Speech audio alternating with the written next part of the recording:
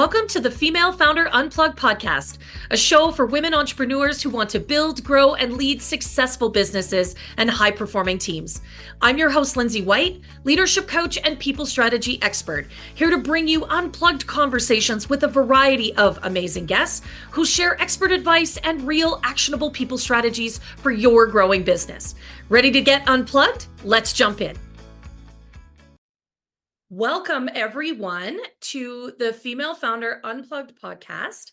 I have a lovely guest here with me today, one that I've been trying to get on the show for, I don't know, almost a year, I think now. And it is Vanessa Iceton. She is the CEO of Pearl Psychology, and she is a registered psychologist here in Alberta. But she's got a really great story of perseverance and resilience. And I'm super excited that she's going to share it with us here on the show today. Her passion for mental health really comes from her place of, commitment to real strong communication. She's very perceptive. She loves people, and really uses her incredible interpersonal skills to build those real pillars of wellness, mentally, physically, spiritually, and that self-improvement, just that overall feeling of well-being.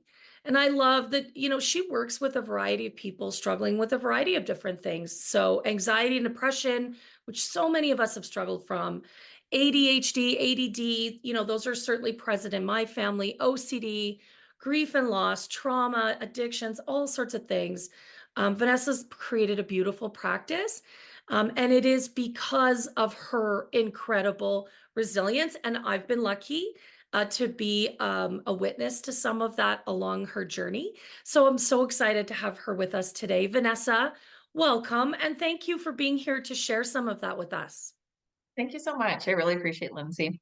Oh, it's absolutely a pleasure. So, maybe first of all, tell us about your journey to becoming a female founder. How'd you get here? Been a long story. It's been a long journey.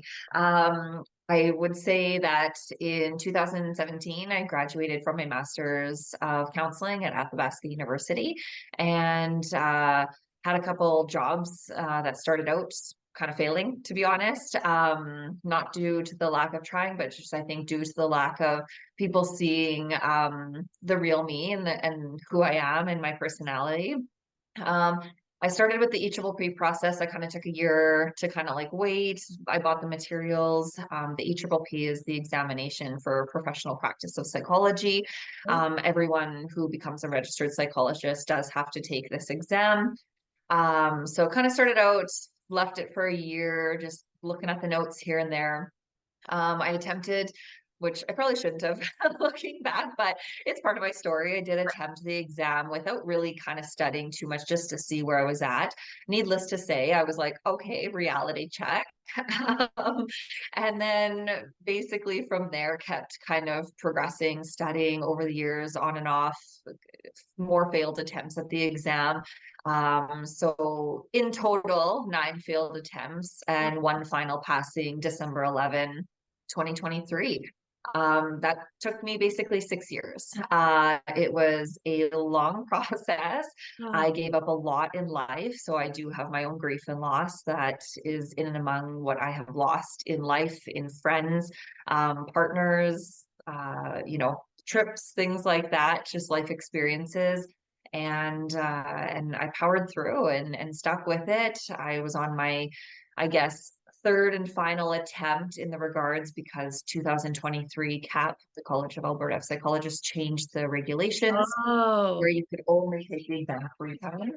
So I was on my 10th and third final attempt, yeah. and that was the one I passed on. So yeah, we're talking about a long journey and something that has completely changed me and changed my life. I love that. And that's sort of when we met is you were taking, I don't think it was the final one, it was the one just before that. Yeah. And we had been connected and you said, I've got 2 tries left. And I remember you sending me a message shortly after that and said, I failed again. And I could feel your heart just sinking, even in Yeah. a text message. And you said to me, I've got one more try and I'm going to nail it. And you did that just before the holiday season at the end of last year. And you Yeah. sent me a letter and an email, I think, this time. And Yeah. subject line was like filled with exclamation marks and emojis, and I passed and I did it.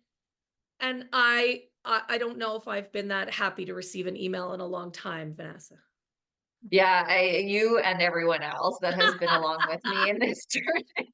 I think I received a ton of messages after being like, finally. And Yeah. I knew that you could do it. It was just not your time. And wherever this process led you has led you to grow and, change and discover and be Yeah. on this adventure and this journey. So yeah, you and everyone else, it was a great feeling. Definitely took me about 2 weeks to even process. I think that I had passed. I had went out with a couple people and they were like, "We seem happier than you." And I said, I still think I failed. Like I actually had to relook at my mark like 8 times and send it to Oh, people, screenshotting it, being like, "Are you sure? Is pass just number?" I think I was so used to failing, to be honest, where it wasn't reality. And it took me about 2 weeks to kind of catch up my brain to my body, and that defeat. yeah. Oh my God. Okay, so many beautiful things to discuss today. And I love this theme of resilience. One of our early episodes here in season 4 is really about the resilience and Mhm. how do we build in that elasticity, that flexibility, that just that ability to pick yourself up, dust yourself off and get back to it. And so I love that this is a theme that's really coming up as we start season 4, is this theme of being resilient. Because as business owners, as female founders, wow, resilience is a must, Vanessa. Yeah. Yeah, Yeah. it's something that I've had to learn along the way. I think now I'm like, wow, I can make it through everything. Yeah. Uh, it was something that a lot of people had always asked me to throughout the process. How do you keep going? And no one could really understand. And I think it was that internal drive of this is my goal, this is my dream. I think I was around the age of like 11 or 13 when I kind of knew I wanted to become a psychologist and help Okay. people. And Yeah. that was kind of where it started. Help people. And I think it was one of those things that it was like, if I don't get this, who am I? And it really became a part of my identity and my core belief. I'm very self-aware through Yeah. copious amounts of therapy of my own journey was, I'm a failure.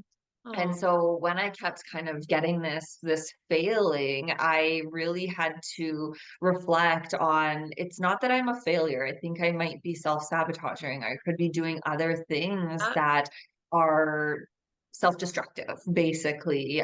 Even going and taking the exam without literally not studying was very right. self-destructive. Right. So, I had to learn my patterns, my behaviors, the things, and I really had to look inward as opposed to kind of looking at the external. And I knew I had this goal, this thing that was achievable and attainable, and keep changing my perspective to make that work for me. I that is fabulous, and I'm so glad you brought this up because I think this is where coaching and therapy are different. They have a lot of crossover, which I find so interesting. And one of those places is, how are you self-sabotaging? What is happening that you are setting yourself in some ways up for the failure, right?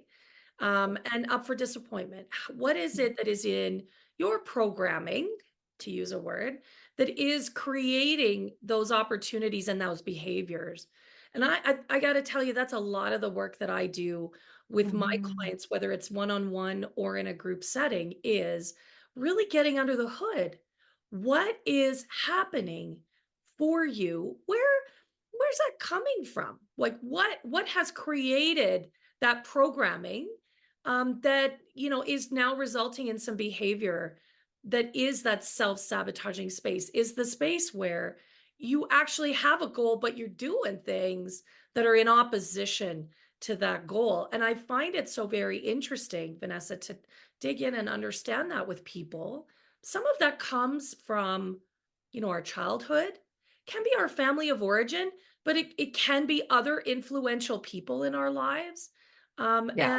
And, some of it is, very deeply rooted in a lot of ways in who we are. Like, I'm a people pleaser. Right? I'm looking for the gold star. I need people to tell me I'm doing a good job. And I hustle for my self-worth. Now I'm better than I've ever been, but man, that's gotten me into a lot of trouble. How do you self-sabotage? Like what does that you said, setting yourself up, taking an exam you weren't prepared for. What are some of the other things you do, Vanessa? Yeah. Um, and now looking back and learning a bit more about the Mm, grief stuff, like there's a thing called STIRBs in the Grief Recovery Handbook, and it's short-term energy relieving behaviors. right? And these are things, drugs, Yeah. alcohol, sex, exercise, food, Shopping. social media, shopping, working. I I literally worked like three different jobs. I didn't have any time to do anything. Mm, I made that my excuse, kind of keep busy. I'm always busy. I was never at home. Alcohol was definitely a factor. sure. Sure. Friends, socializing. I felt like I had missed out on so much when I was going to grad school that Right. doing the 𝒂𝒏𝒏 was just an extra thing that I was like, I really don't want to do this. Like, why do I have to do this? And I was very defiant and I was very defensive. And it was something that I was like, aren't I good enough already? And I think it was just, Mm, like I had already done so many years of school to get to where I was that it was like, this is just one extra hurdle that they're making us do. And I just didn't really understand, and I didn't succumb to the process, which wasn't vulnerable. Realistically, I wasn't vulnerable. And, even though I was kind of like, I think I had blamed as well the exam on being so hard and all these things. And I didn't understand how people could pass on the first time because I was like, the failure rate is like 49% or right. 52%. It's Right. very, very high. Yeah. And I was like, oh, see, I didn't pass because the failure rate or this exam is Right. so hard. And I didn't really take responsibility. So those were kind of my self-sabotaging behaviors. Looking back at childhood, definitely childhood did affect that. I struggled in school my entire life, had to retake certain courses in grad school. It did not come easy for me. This was a very difficult process. And I think I wasn't ready and willing to admit to myself that it was really me that was not doing the thing. Thank you for sharing that so vulnerably and so confidently and openly. I really I appreciate the hard work and self-reflection that has gone into you actually saying that in the way you just did. That in Thank itself you. is hard work and shows great resilience. But it's honestly, it's the Taylor Swift song. Hi, I'm the problem. It's me. Right? And I think right, yeah, I honestly, I think that song should be playing every time I enter a room. Like, that is my theme song. And realistically, I think for so many of us, we actually need to recognize and own and have the ability to deeply self-reflect that actually it isn't everyone else, it isn't the deck stacked against us. In so many ways, we do have the ability to impact, if not control, the situations we're in. Now, let me be Yeah. clear. We could not have changed COVID. We cannot Well, change the interest rates, right? There are a number of things we can't fix, but we can fix this thing, and that's ourself and our ability to operate in the room and and behaviors, the way we talk, the way we show up, the way we lead. Because for so many of the women I work with, it's about leading their growing business. You yeah. have a growing practice, but I really love this self-reflection that it starts with me and Mhm. what I am doing or not doing, how I am showing up or not showing up. That's Yeah. beautiful. Yeah, thank you. It's taken a long time to get here. And I think, I grew up in a very defensive household, and that's what I learned, right? We learn how to fight, and we learn how to, put that guard up. And we don't learn how to be vulnerable. We don't learn how to say what our feelings are or to express our feelings and to use our voice to stand up for ourselves and to advocate for what we might be experiencing in that moment. And I've learned over the years and through helping people, and having more compassion and empathy for my clients, I'm like, I need to do this for myself. Yeah, totally. And I'm Right? like, why would not? So, letting that guard down to heal within and heal those wounds that were pretty deep. Yeah. And then on the everyone asks me, what did you do different the last time? And I honestly have no idea. I kind of said F it. I think that's what I did. I think I Yeah. stopped investing so much into Yeah. caring and just, and I Letting go of the succumbed to the outcome. process. Yeah. Yeah. And I was like, I had a backup plan. So I knew, I was like, Yes. whatever will be. And my, this is my future, whatever it looks like. And away 100%. we went. I think what a great point. Like sometimes you just have to let go of the end result. Mhm. Just actually embrace what it is right now and Yeah. know that in doing your very best, the outcome will, again, you can't control some of those No. pieces. I mean, you can control how much you studied, how hard you Yeah. worked, what books or texts or, journal articles you reviewed. But realistically, you can't ultimately control what questions on the test. And sometimes you just don't know. Those big tests, you don't know what they're going to ask. No. But actually Just having the let it go, it'll be what it'll be attitude, it sounds mhm. fatalistic, but I think in our life and in our business, that is the truth. Yeah. We spend a lot of time and energy focused on trying to make it something else. Yeah. And that is wasted energy in a lot of ways.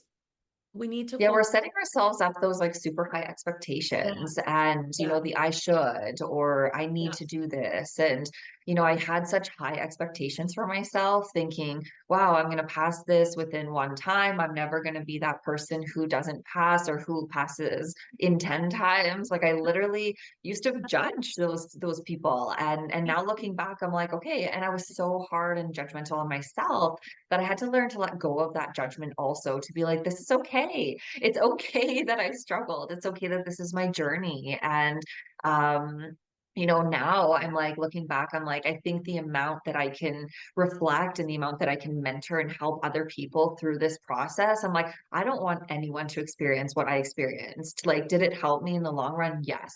However, it took me 6 years to get there. And I would never want anyone to have to go through that financial and mental, Yes. physical, emotional burden. Like, Yes. because everything else goes to the wayside. I have lost, partners in the past, Yeah. friends.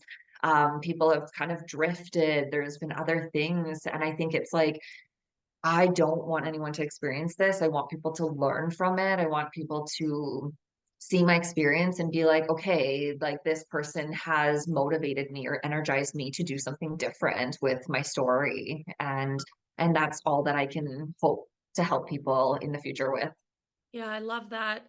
I think, again, thank you for sharing this message of resilience. I mean, 6 years to accomplish what you really had in your heart, and Yeah. sharing with us some of the things that have gotten in the way. I think, for many of us that are on the entrepreneurial roller coaster, it takes a whole lot longer than we imagined it would. Yeah. And I put myself in that camp. I'm 6 years into my business and it's not what I thought it would be. Some of it is, some of it isn't. Right. And Yeah. so again, just having the resilience to bounce back, to pick yourself up and dust yourself off, and also the ability to be flexible. Like I think inside of Mhm. my definition of resilience anyway, is this flexibility, right? To bend Yeah. and to move and to flow in a way that makes sense. And you demonstrate that beautifully just in sharing your journey. I love that. Thank you. Thank you. I can appreciate that flexibility. I think and we're adapting. We're adapting and growing and changing and moving and transitioning. And I think you kind of hit that with even during COVID, all of those life changes and having to be flexible and adaptable and no one likes change. Oh, We don't like change. So it's, being resilient to that change and I guess also being vulnerable to that change. It's a risk, right? There's risks and benefits of both. And I think that's what's so rewarding if we can change in our perspective based on what that risk and outcome might be. yeah, I love that. I love that. I mean, let's transition to now moving forward Mhm. because you did it. 6 Yes. months later, before we hit record, you were telling me that things are moving forward beautifully for you in your practice. Tell us a little bit about that. And then let's talk about what the future holds and how you want to build this practice. Yeah, thank you. I started out when I was still working full time, the past, I guess, 4 or 5 years at a corporate position. In April of 2023, I ended up quitting doing Pearl Psychological full time. Things have immensely picked up since passing in December. There's that big transition from provisional to being fully registered, Right. and I'm now I just actually signed a lease for my own practice space, office space. And for anyone that knows some of my story, I've struggled with finding a space that has been safe and comfortable and secure for my clients and stable. So that has been a big transition and change in some of my growth and resilience as well in you know, office space struggles. Yep. So now I just signed a lease for a new space that's fully getting renovated. I'll be moving in August 1st. So that's extremely exciting. And I'm excited to be able to have a place that's mine and there's going to be a lot more opportunity in the future coming up to expand, to contract out, to rent out some space and what that looks like and see what the future holds. So I feel right now the world is a little bit of my oyster Yeah. with and especially with Pearl Psychological. That's exactly why I chose this name, because it is about that one piece of sand that gets mulled over and groomed to grow into a beautiful pearl. I love that. Oh, that makes so much sense. It really does. It's such a great metaphor. Mm. That something beautiful grows from something very, very small. I love Yeah, that, and I love, as someone that works with female entrepreneurs on their people strategy, and building and growing and leading really incredible teams. I love that you're already envisioning, what could the future look like, and how do I grow this practice in a really intentional way while still keeping it very grounded in what's meaningful for you, your yeah, mission, your vision. You're very clear on the values that you have. That's so key as you add any team, whether it's contractors or other provisionals or admin staff. yeah. Having that clarity right from the start, I think is so important to creating that people plan that's actually going to realize the dream, Vanessa. Yeah, I agree. It's my vision, it's the values. I have 5 core values with Pearl Psychological, and it's something that I've stuck true to Yeah. from day one, and it's something that I will not change. And someone that I bring on or people that come into now my new space will be part of like that, I guess a part of those values, and Yeah. hopefully someone who also resembles that. And I think it's a big piece of that control in the regards that I get to choose now. I'm no longer kind of vulnerable to somebody else's stuff, that I'm like, I now get to finally exude who I am and why I am in this position and where I am today. And it makes my heart full. It makes me feel full that I get to do this now, and I get to potentially uplift other people from a position where I was a long time ago. Yeah, and you know what? As you're talking, you said 5 core values, and I read them before, but they're not in my head. But if resilience isn't one of those values, it absolutely should be. It's not, I should change it, It but absolute because I think if you have absolutely displayed how resilience is actually lived, and with our values, I think you'd agree with this. The values are awesome, the definitions are great, but it's how we actually live those values every day. It's the things we do that demonstrate, for example, resilience that actually make those things truly meaningful. And then when we go to build teams, when we go to work even with contractors, right?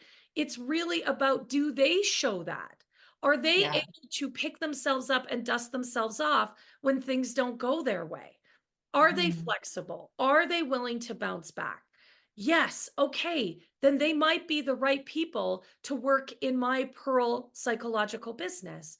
And that's what I Exactly. think is really valuable about having those values so clearly defined, is they really stand as foundational pieces in, now what do we want to build and who do we want to help us build that? So if you don't have that as a value, I think it needs to go on the list, Vanessa, because Maybe I'll add it. Yeah, I'll have 6 values. it's something you clearly have demonstrated. I really Thank appreciate. you. Yeah, thank you so much. I think I think it's something that I didn't recognize or reflect on too much at the time when I was going through Yeah, the of course. process. It didn't feel that way. Um, you know, It- it felt a lot worse. But now looking back, I'm able to recognize and reflect and know that no, this was me. This was my being. I was resilient. I am resilient, and I can't wait to continue to share this with other people and provide them support and empathy through any process that they're going through, because being an entrepreneur is very difficult. It is not all what it's cracked up to be. When it gets there, it flows, and it's yeah. navigating that flow, like you mentioned. But it is, there's going to be some twists and turns along the way. Yeah. Oh, yeah. I mean, there is absolutely no doubt. I talk often about the entrepreneurial roller coaster, and that's what it feels like. I mean, you get on purpose, right? And you're excited for the ride, but it does throw you for some loops. There's some highs and lows. Yeah.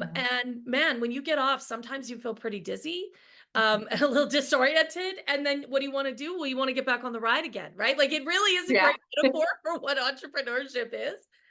But I think, I think as an entrepreneur, having the ability to be resilient, and you said it, you don't build resilience through the good stuff. Actually, Mhm. resilience is created sometimes through those very challenging, very painful moments. And so that's the tricky part with things like resilience, is you don't come a lot of times front end loaded with that. You build that, and it's hard, Yeah. paid for in the blood, sweat, and tears, right? Mhm. That's the tricky part about building resilience. Yeah. And seeing that in clients every single day, I think Yes. it's so easy to notice it usually in other people as opposed to noticing it within yourself. And I get the privilege to work with clients every single day and acknowledge the resilience that they have. It's like, how did you make it here? Going through all of that and look at your narrative, look at your story. And I think it's so important to be able to share our story just as much as you have one, I have one. Everyone has a story and a background and history and past that we are entitled to share it and acknowledge what we've been through. Yeah. Well, and I love that we're Pearl Psychological, that that's what you're creating, is a space for people to really process through that story, to recognize Mhm. their resilience, to work on the things that they want to shift and change about themselves, to do that reflective piece. The coaching work that I do is similar, but different, right? Yeah. Again, the modalities fit together, but they're different purpose. And it's such a privilege to be in a space where you get to talk with someone about some of those pieces that are really meaningful, right? Yeah. And I know you and I share that in common, is that we just really love to have those meaningful connections with people and see them self-reflect and explore. I know that you and I have that in common, even though we do different things, which is awesome. Tell us a little bit about, where we find you, how we engage with Yeah. you, so we know where you're going to be. Yeah, definitely. So I am in Edmonton. The new office space is on the west end of Edmonton. You can find me at www.pearlpsychological.com, or on Instagram, Pearl Psychological, or Facebook, same name. So all just under the same name. And yeah, definitely. I also offer a 10-minute free consult for people who might want to connect and see if we're a right fit. I don't want to have you book a session and kind of waste some of that time and energy if you don't feel that we're a right fit. So let's engage first for about 10 minutes. And by then you should know a little bit more about my personality and how I work. And if you're ready and willing and able, feel free to book an appointment. I really appreciate that. Fit is so key in Mhm. some of the work. We need to be certain that we are going to mesh with the person, that it is going to be able to be a space that we can trust. And so I do appreciate that you offer some time up front, Yeah. just to have the conversation. And I want to encourage anyone that's listening, whether it's to work with in a therapeutic situation or with a coach, always take advantage of that and come prepared with some great questions. That Yeah. I think would be the other key that I would offer. What do you want to know? What's important to you to feel safe and Mhm. confident in the connection you're going to have with the coach or the therapist, whichever kind they are. Come prepared to ask those things. And anyone who does not want to answer those or does not offer some time, free of charge with no obligation, that is a red flag. That's probably someone you don't want to engage with. That's really not a great business practice. And for some of us, it's not ethical. You want to check on that code of ethics as well. But Yeah. Vanessa, I'm not surprised to hear you say, and I offer something similar. I don't want to work with someone who's not going to be a good fit, that they're not going to feel right. And Exactly. the best part, we'll find you the right person to work with. Vanessa and I have great networks. I know Yeah. that you would refer someone to a colleague that you thought would be a better fit. I do the same thing all the time. So, Vanessa, thank you. I really want to acknowledge your incredible vulnerability. This has been a 6-year journey for you with yeah, ups and downs along the way. Congratulations again on passing Thank that you. exam. And I really appreciate you sharing all of this with us today on the show. Thank you so much, Lindsay. I really appreciate it. And it's been a pleasure. And I'm super grateful to be able to chat with you today. Yeah, me too. Thank you so much for tuning in to the Female Founder Unplugged podcast. I hope you enjoyed listening as much as I did hosting this conversation. I feel so lucky that I get to connect with such amazing female entrepreneurs. And if you enjoyed today's session, would you do me a big favor? Would you hit subscribe and give this episode a 5-star review? I'd also love it if you would share with your friends. We've got a goal here at the Female Founder Unplugged podcast to impact 1,000 female founders. And with your help, we can really amplify the message. Thanks again for being a part of the show. And don't forget to connect with me at highvoltageleadership.ca. We'll see you next week.